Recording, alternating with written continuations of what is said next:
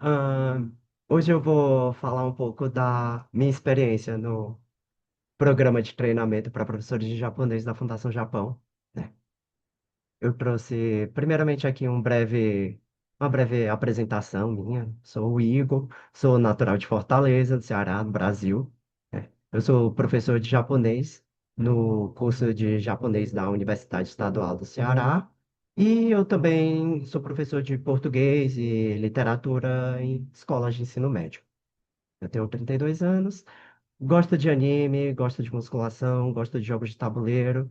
E por sinal, o anime foi o motivo que me fez querer estudar japonês, né? Acho que aqui na região onde eu moro, essa é a principal motivação que faz o pessoal querer começar a estudar japonês. E comigo não foi diferente. Durante o treinamento da Fundação Japão, a gente teve inúmeras experiências culturais maravilhosas, né? Teve cerimônia do chá, caligrafia japonesa, furoshiki. Muitas dessas atividades eu estava super ansioso para participar, porque aqui no Brasil, pelo menos aqui em Fortaleza, eu não tenho oportunidade nenhuma de praticar essas atividades, então eu estava bem animado mesmo quando chegou a data dessas, né, de algumas dessas atividades em particular. Eu não vou falar de todas porque são muitas, vai levar muito tempo, mas eu selecionei algumas aqui para comentar, para ver o tanto que teve, né? Ainda teve uma segunda lista aí, teve mais tudo isso de atividades culturais, né? A primeira que eu selecionei aqui para falar foi o Furoshiki, que aqui em Fortaleza, como que eu fazia? Pegava um pano velho, cortava com a tesoura e praticava com o pano velho, né? Olhava vídeo na internet de como fazer furoshiki e era assim que eu praticava, né? Então, quando eu fui lá para o treinamento da Fundação Japão e eu vi, vai ter um dia de um workshop de furoshiki, e eu fiquei assim, quero participar, né? E a gente ainda ganhou um pano de furoshiki mesmo da fundação, então eu fiquei super feliz que a gente pôde treinar mesmo com o pano de furoshiki de verdade, né? E treinar, embrulhar várias coisas. Foi muito legal a experiência, né? E depois eu estava pensando, né? Sempre depois dessas experiências culturais, eu pensava como que eu podia colocar isso dentro da minha aula de japonês. Voltando para o meu país, voltando para Fortaleza, como que eu posso inserir isso na minha aula de japonês? Então, sempre que terminava essas experiências culturais, eu tinha esses questionamentos, né? Esses momentos de reflexão, né? E aí eu sempre tomava nota no caderno depois para voltar para o Brasil, né? Às vezes a gente dá o branco na hora de elaborar uma aula, e aí eu consultava, né? Posso consultar o meu caderninho? Eu tinha pensado nisso lá no Japão, essa ideia, né? E aí eu pensei, né? Tipo, uma aula sobre celebrações, né? Você pode usar o furoshiki para embrulhar o presente, né? Na aula de Ageru Moral, você pode usar para dar o presente que está embrulhado no furoshiki, né? Então pode ter essa prática associada, né, com a aula de japonês. Foi algumas ideias que eu tive, né? E lógico, quando você recebe o presente, você não só recebe e fica nisso mesmo, né? Você recebe o presente e faz um comentário, né? Queria desse, né? Você que desse, né? Então, acho que dá também para incluir uma aula de adjetivos, talvez, junto com furoshiki, né? Outra experiência cultural que eu amei foi a workshop para vestir yukata. Nossa, estava muito ansioso para esse workshop.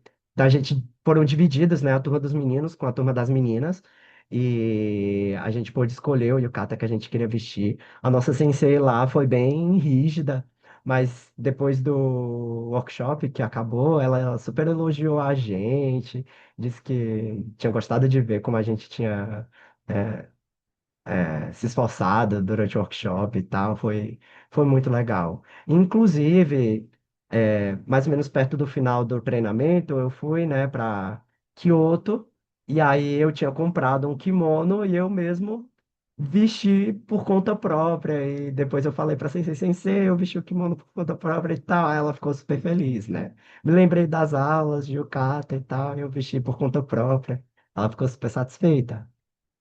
Inclusive, foi a aula de ontem. Ontem eu dei uma aula de japonês, né, lá no curso da UES, e um dos temas da aula era sobre roupas, né, e sobre o verbo kimasu, hakimasu. E, lógico, eu apresentei as peças de roupas ocidentais, como camisa, calça, e a gente praticou com esses verbos, né? Mas eu também mostrei como seria yukata okimasu, né?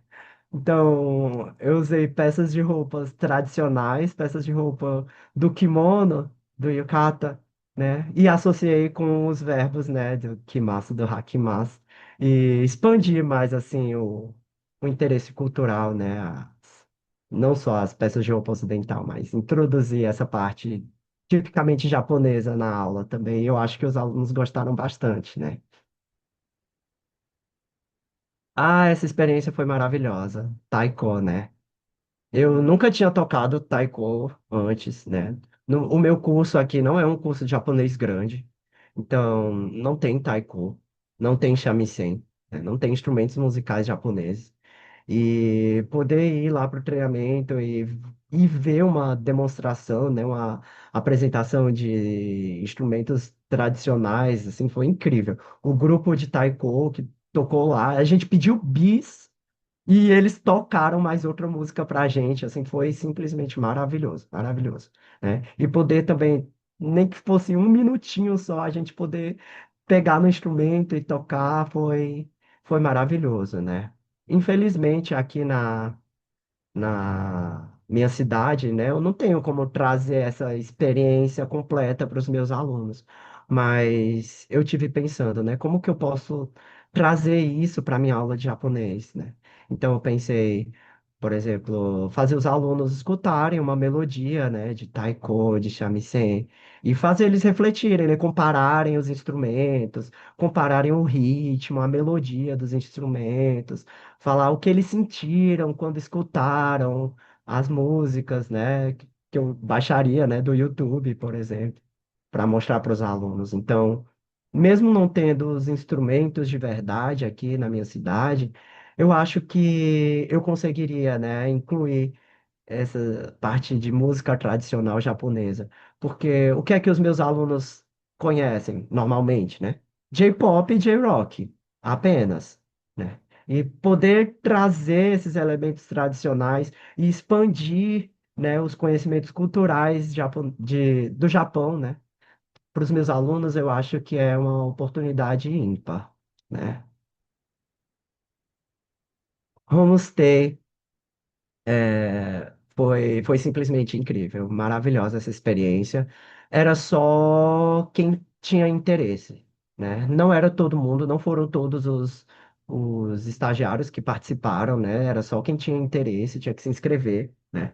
E eu demonstrei interesse para o homestay e eu fiquei um sábado e um domingo, né, numa casa de uma família japonesa e joguei jogos de tabuleiro com as crianças, colhi frutas das plantas do quintal da casa, saímos para o parque para fazer piquenique. A família me levou para ir no Matsuri, que estava acontecendo num parque também.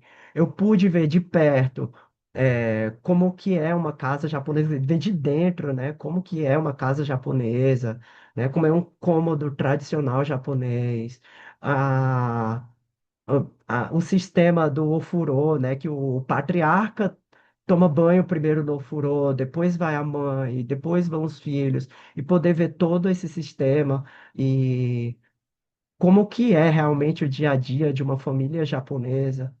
Ver de perto e isso não tem preço, né? E poder depois contar para os meus alunos como que é isso também, né? Não tem preço.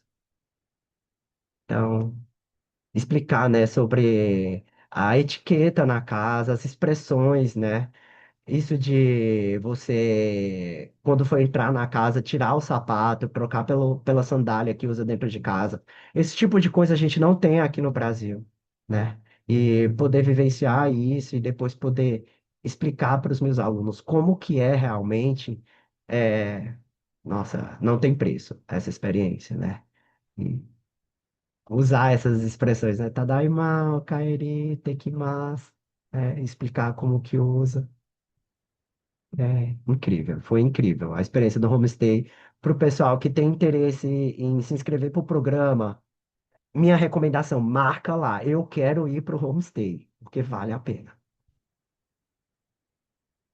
Outra coisa que não tem de jeito nenhum, pelo menos na minha cidade, é simulação de desastres.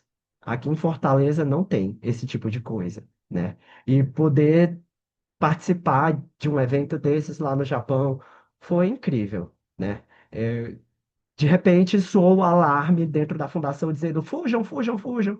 E a gente botou o capacete, todo mundo saiu pelas rotas de evacuação até o estacionamento. Foi assim incrível, né? Eu nunca tinha feito nada disso. Alguns colegas tiveram a oportunidade de manusear uma mangueira de bombeiro, né, de caminhão de bombeiros, como tem aí na foto.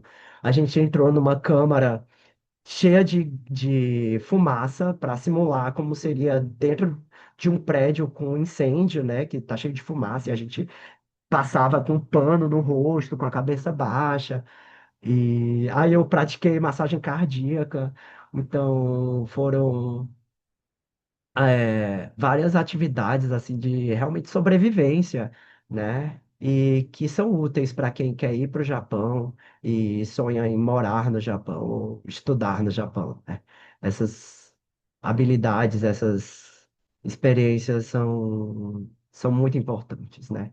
E poder explicar isso para os meus alunos também, eu acho que vai ser incrível. Então, eu pensei como que eu poderia usar isso numa aula de japonês, né? Fazer os alunos compartilharem, né, notícias que leram recentemente sobre desastres naturais, né? Ou poder fazer os alunos dizerem frases usando Tahogai, Naihogai, o que é melhor, o que não se deve fazer nesse contexto, num contexto de incêndio, num contexto de tsunami, e tentar fazer eles pensarem nesses cenários e dar dicas do que é melhor fazer, o que não é melhor fazer, né? E, óbvio, compartilhar todas as minhas experiências lá. Eu tive a oportunidade de visitar os três níveis de ensino, né? O Shogako, Chugako, Koko foi incrível. O Chugako, né, era só quem se inscrevia para ir. Mas fica também minha recomendação. Marquem lá a opção. Eu quero ir visitar o Tio. Foi incrível. Eu não tenho palavras. Eu sempre me emociono quando eu falo, né? Quando eu cheguei lá para apresentar sobre o Brasil, para uma turma lá da Escola de Fundamental 2, né? Quando eu estava na porta para entrar na sala de aula, os alunos estavam enfileirados na porta. Me receberam como se eu fosse um jogador de futebol famoso, fazendo toca aqui, enquanto eu passava no corredor que eles fizeram. Eu olhava para a sala cheia de enfeites do Brasil, tinha bandeira do Brasil. E aí, quando eu volto, né, eu acho que uma semana depois, mais ou menos, dessa experiência, olha só o que eu recebo. Eu recebi esse caderninho que foram os alunos da escola que fizeram para mim. E eles escreveram várias mensagens em português para mim. E eu fiquei assim, tocado, sabe? Em um bom sentido, né? Fiquei muito emocionado mesmo, né? Então, assim, o carinho deles, né, com a gente foi incrível. E poder vivenciar a rotina escolar japonesa, comer a refeição, almoço junto dos alunos na sala de aula, poder ver de perto o momento do SOD, né, da limpeza das escolas que antes eu só escutava falar, os alunos na escola japonesa limpa a sala de aula. E quando eu cheguei lá, não é só a sala de aula, eles limpam os corredores, limpam a escola inteira. E eu fiquei assim, chocado, né? Foi um choque. Mas foi incrível, né? Poder ver tudo isso realmente de perto, né?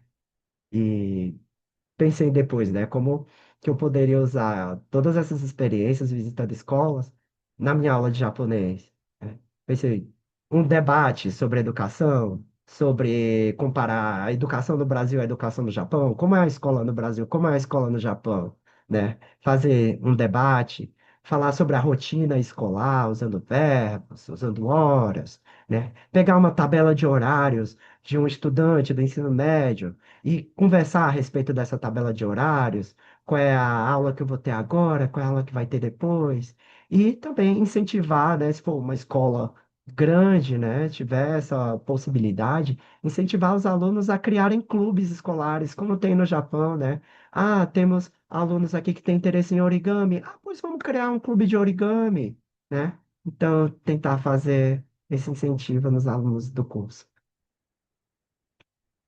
E também a gente teve várias aulas de campo, né? Onde a gente pôde se aprofundar mais sobre a história do Japão, sobre alguns lugares turísticos, história, de festivais.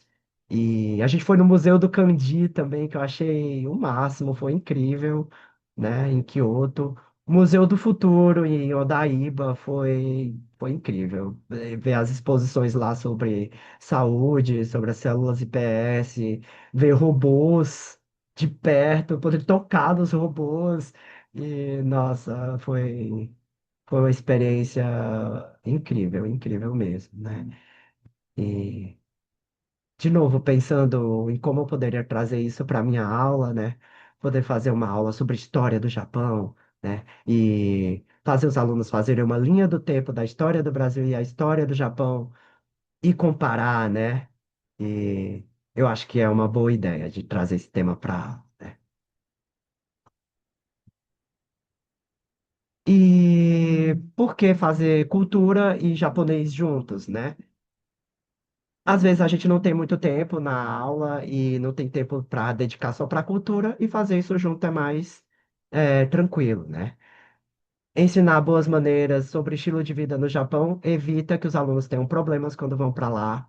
E, óbvio, falar de cultura faz os alunos terem mais interesse na nossa aula, obviamente.